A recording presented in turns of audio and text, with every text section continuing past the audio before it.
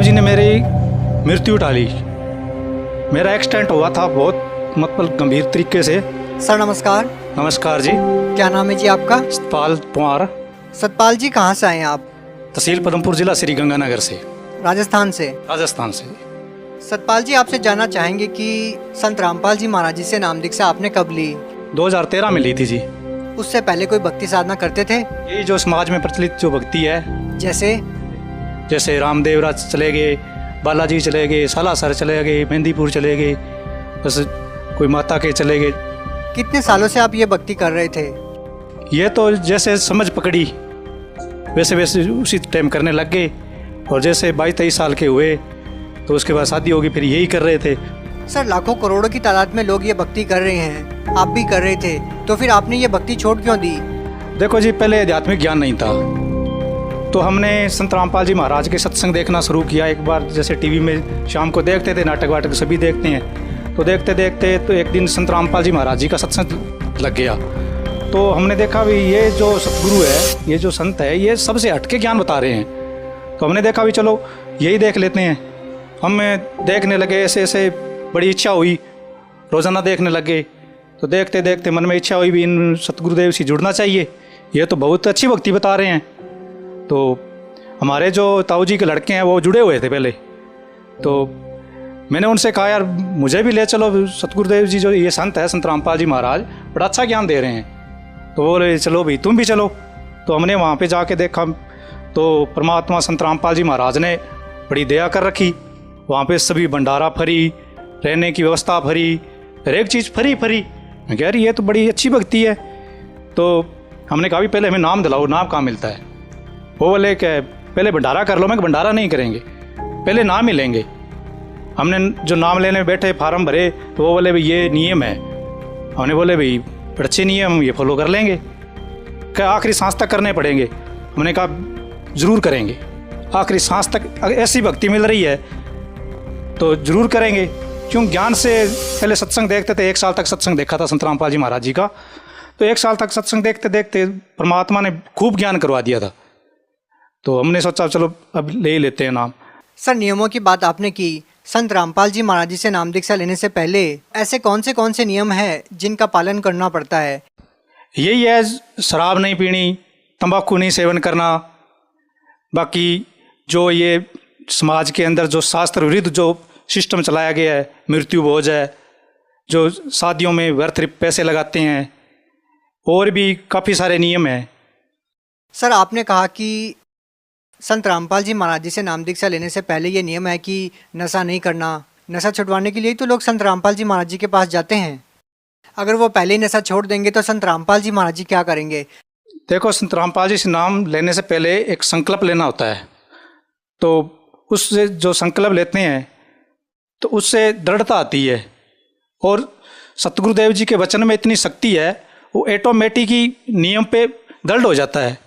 जो पूर्ण संत होता है उनके वचन में बहुत शक्ति होती है।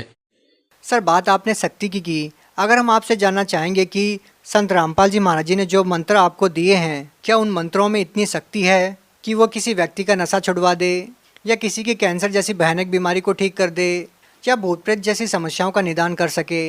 हम आपसे जानना चाहेंगे संत रामपाल जी महाराज जी से नाम दीक्षा लेने के बाद आपको क्या लाभ मिले? लाभ की बात करो तो लाभ तो बहुत सारे हैं जी। पहला तो सतगुरुदेव जी ने मेरी मृत्यु टाली।